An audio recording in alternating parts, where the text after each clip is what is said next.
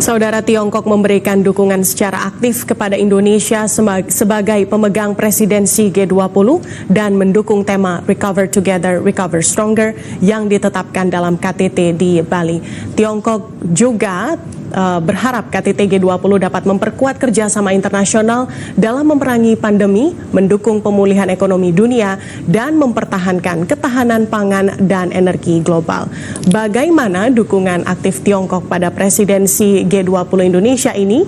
Kita akan membahasnya bersama Duta Besar Indonesia untuk Tiongkok, Jauhari Oratmangun, bersama dengan Maya Karim yang telah kami rekam sebelumnya.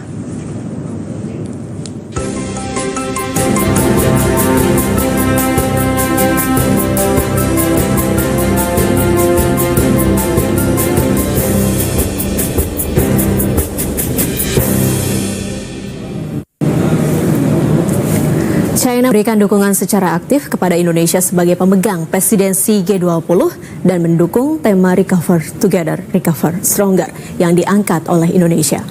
China berharap KTT G20 dapat memperkuat kerjasama internasional dalam memerangi pandemi, mendukung pemulihan ekonomi dunia, serta mempertahankan ketahanan pangan dan energi global. China juga berharap Indonesia memainkan peran yang positif dan konstruktif dalam pemulihan ekonomi global sesuai tema KTT G20. Lalu bagaimana dukungan China terhadap presidensi G20 Indonesia dan hubungan bilateral Indonesia dengan China?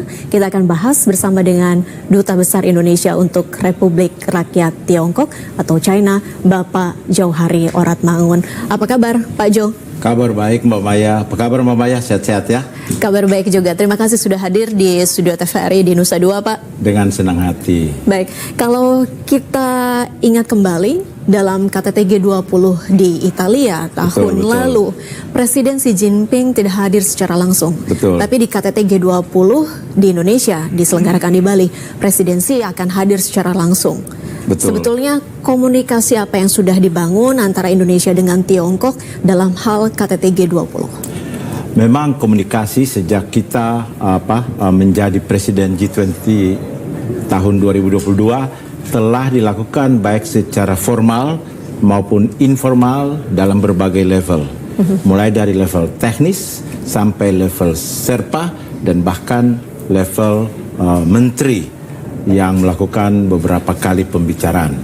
Selain itu, inti dari komunikasi tersebut adalah mempersiapkan bagaimana Tiongkok juga bisa membantu persiapan-persiapan presidensi Indonesia dan yang lebih utama pada saat presidensi tersebut, termasuk tentunya komunikasi untuk mempersiapkan kunjungan pejabat tinggi Tiongkok ke Indonesia maupun pejabat-pejabat tinggi pada tingkat menteri Indonesia ke Tiongkok dan pada gilirannya kunjungan kepala negara.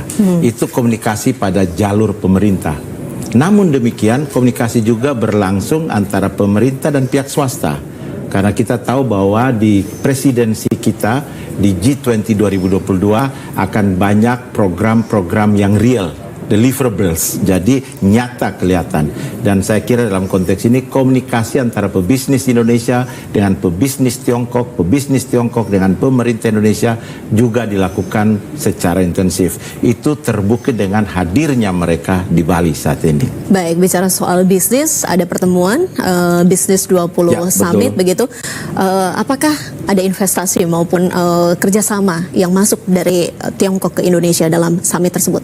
Oh iya, akan ada beberapa kerjasama yang telah kita rintis selama ini, dan saya kira itu kulminasinya semua akan terlihat pada angka-angka investasi dan angka perdagangan kita di akhir tahun ini, di akhir tahun 2022.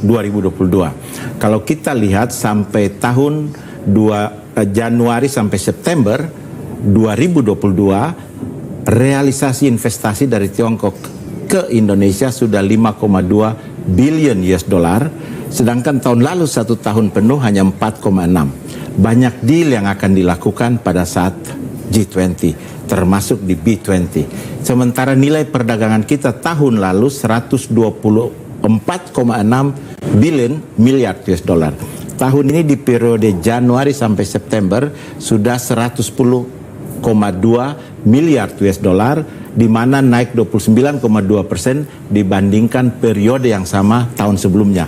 Menjelang G20 dan B20 sudah beberapa penandatanganan pembelian lagi produk-produk Indonesia yang kami saksikan 2-3 hari lalu. Jadi mudah-mudahan ini semua berkulminasi baik dengan akhir tahun kita akan dapat angka-angka yang sangat signifikan. Baik, pertumbuhan ekonomi Indonesia di masa pandemi ini masih tumbuh positif dan beberapa pengamat menyebutkan bahwa itu adalah ada kaitannya dengan pertumbuhan ekonomi Tiongkok.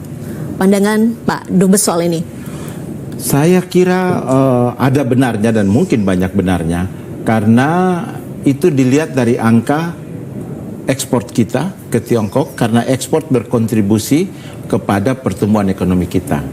Itu juga tergambarkan dalam investasi dari Tiongkok yang masuk ke Indonesia, karena itu akan berkontribusi pada ekonomi kita. Jadi pada saat ini kita ketahui bersama bahwa situasi dunia sedang mengalami hal yang sulit secara ekonomi.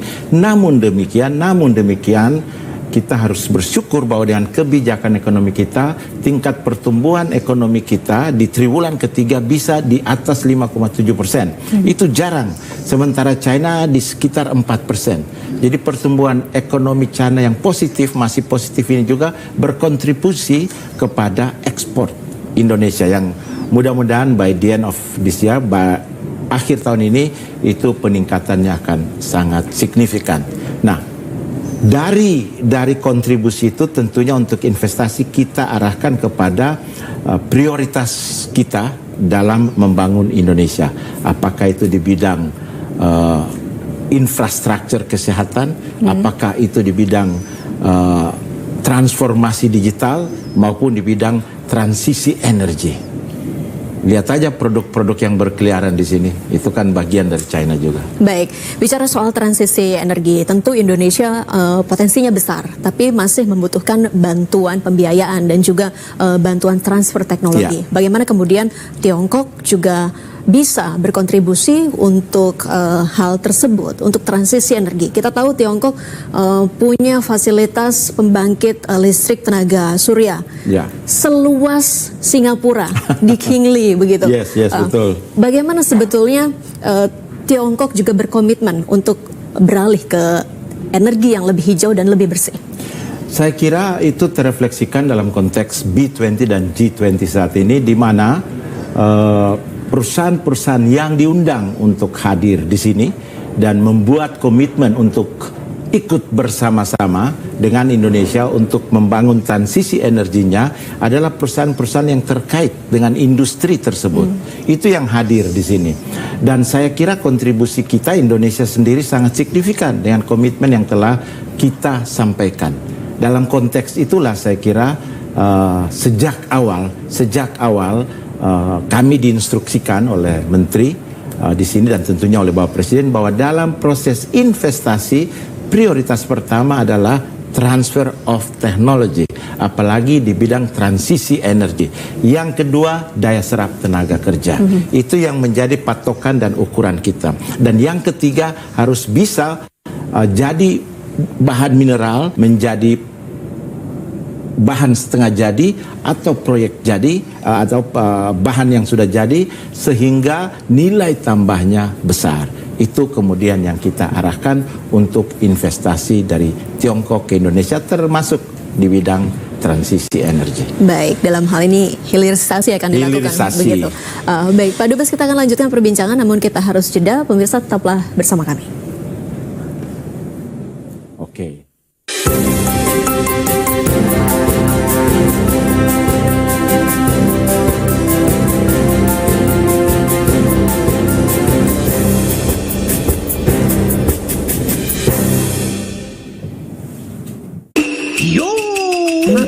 Kenapa belakangan ini kok suka panas ya? Panas kan? Kalian udah kena jebakan malware. Orang-orang yang suka ngeklik sembarangan macam kalian ini yang rawan kena malware. Kau lihat HP-nya tuh. Kitab yang mulia. Malware itu bisa disebarkan dan masuk lewat link atau situs yang kita kunjungi, lampiran email, iklan berbahaya, bahkan pesan teks. Makanya jangan suka asal klik sembarangan. Mulai sekarang kita harus lebih aware sama malware.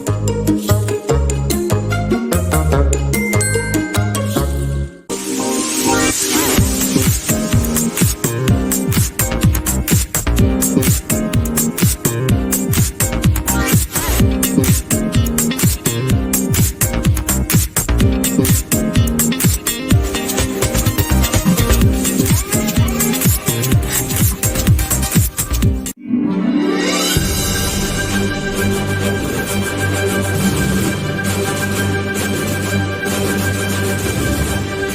and welcome to Focus Today here on TVRI World, airing live from Jakarta with the latest reports from Indonesia and the world.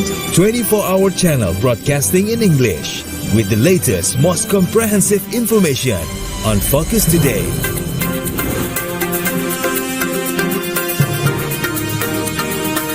Diving into global issues with in-depth analysis on Think Tank.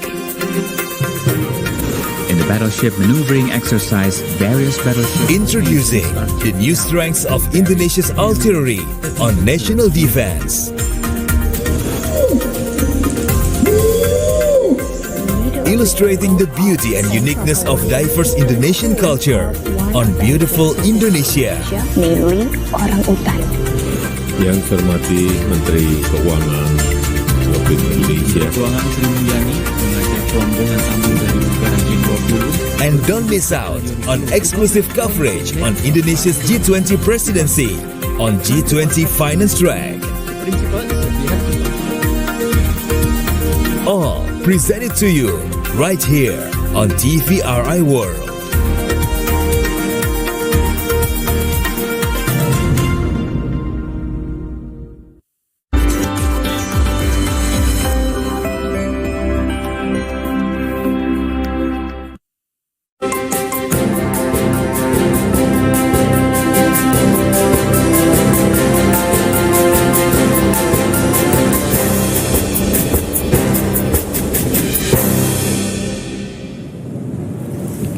Kembali lagi bersama kami di Jurnal KTT G20. Saya masih bersama dengan Duta Besar Indonesia untuk Republik Rakyat Tiongkok, Bapak Johari Oratmangun.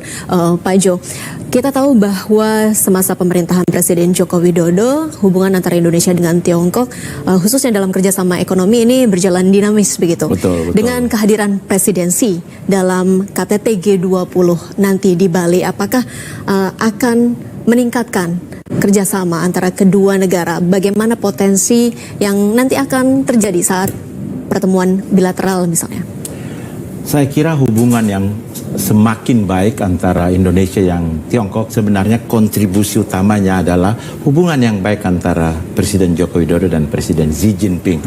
Hubungan yang baik ini kemudian terrefleksikan dalam hubungan juga antara menteri-menteri terkait. Lalu kemudian antara private sector. Lalu itu bisa kita lihat di angka-angka.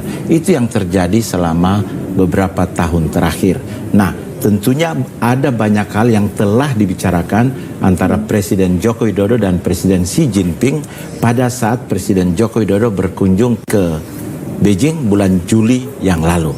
Dengan kunjungan Presiden Xi ke sini, tentunya banyak hal yang akan dibicarakan. Isu-isu utama tentunya bagaimana mereka berkontribusi pada G20. Tetapi karena ini juga akan dilakukan kunjungan bilateral, isu-isu bilateral juga akan dibahas. Khususnya menyangkut isu investasi, perdagangan, bagaimana membuka akses pasar lagi untuk produk-produk Indonesia, investasi yang masuk bisa dikaitkan dengan sinergi antara poros maritim Indonesia dan Belt and Road Initiative Presiden Xi Jinping yang terrefleksikan dalam 4 koridor ekonomi di Indonesia. Saya kira ini akan dibahas. Koridor ekonomi pertama tentunya Sumatera Utara, hub buat ASEAN. Koridor ekonomi kedua di Kalimantan Utara untuk hub energi terbarukan, industrial park energi terbarukan di Kalimantan Utara. Hub ketiga adalah Bali sebagai hub untuk innovation and creative economy, innovation technology, Southeast Asia Center for Innovation dan Tsinghua University di Kura-Kura, dan saya kira akan ada pembicaraan-pembicaraan mengenai ini. Dan yang keempat adalah mengenai hub di Sulawesi Utara, yang ekonomi koridor Sulawesi Utara yang merupakan hub ke Pasifik. Tentunya selain itu ada Icon Project juga, kereta cepat Bandung Jakarta. Tentunya itu akan menjadi salah satu agenda pembicaraan antara kedua kepala negara. Juga ada kita sebut dengan Two Countries Twin Park. Ini akan bermanfaat untuk mengakselerasi, mempercepat lagi hubungan perdagangan ekspor impor antar dua negara, termasuk investasi. Baik, bicara soal kedekatan, kadang begini Pak Jo, ketika ada yang sedang dekat, ada yang di luar ini mungkin merasa khawatir atau merasa senang atau justru merasa cemburu begitu atas kedekatan tersebut. Bagaimana Pak Jo menjawab itu?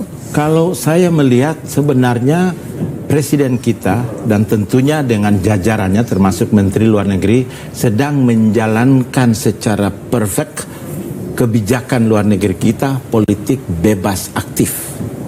Kalau masih ingat dulu, mendayung di antara dua karang.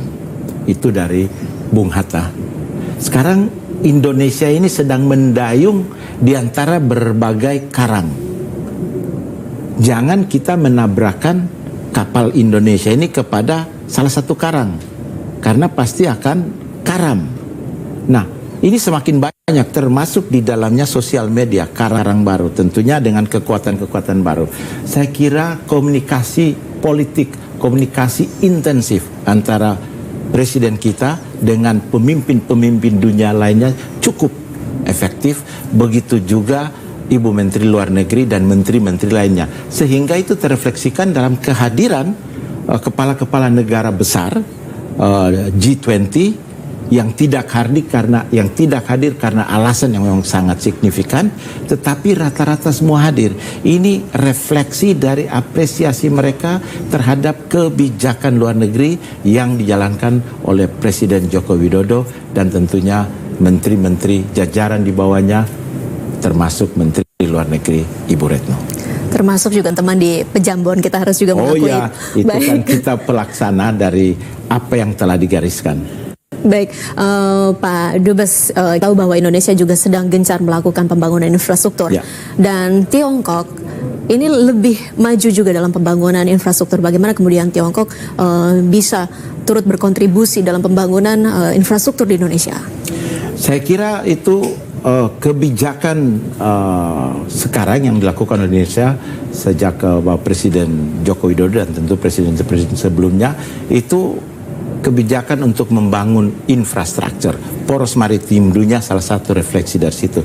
Sehingga akses terhadap aktivitas ekonomi semakin baik.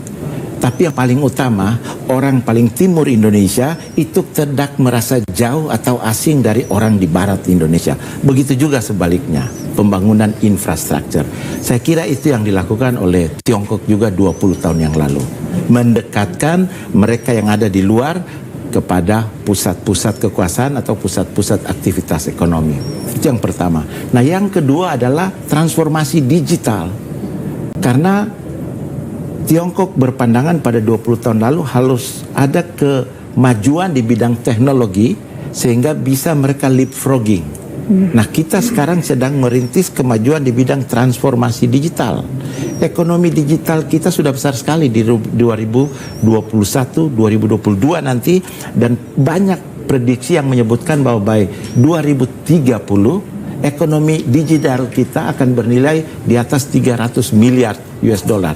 Ini kan akan menjadi kontribusi yang sangat signifikan terhadap ekonomi kita. Nah, dalam konteks pembangunan infrastruktur, Tiongkok sudah berpartisipasi di banyak kegiatan pembangunan infrastruktur Indonesia. Tentu seperti yang telah saya sampaikan, salah satunya adalah kereta cepat Jakarta-Bandung. Tentunya di sektor-sektor lain juga, pelabuhan dan lain-lain. Nah, baik, ini yang sedang dilakukan. Bicara soal kereta cepat KCIC begitu, awalnya kan presidensi dan juga Presiden Joko Widodo dijadwalkan akan melakukan uji coba begitu. Tapi kemudian rencana ini dibatalkan. Apakah pertemuan bilateral akan tetap dilangsungkan? Dari sebelumnya di Jakarta akan di Bali atau seperti apa? Saya kira sejak awal pertemuan bilateral itu dilakukan di Bali karena akan berkunjung ke Bali. Dan sekarang kan untuk uji coba bisa dilakukan juga secara virtual dan lain-lain kan. Jadi saya kira itu mungkin yang akan dilaksanakan. Saya baca berita juga bahwa itu sedang dipersiapkan, dan biasa acara kepala-kepala negara until last minute akan di-fix. Tetapi kehadiran presidensi di Bali, menghadiri G20 dan melakukan pembicaraan bilateral dengan Presiden Joko Widodo adalah kunjungan pertama beliau sejak adanya COVID. Ini kunjungan bilateral pertama ke Indonesia.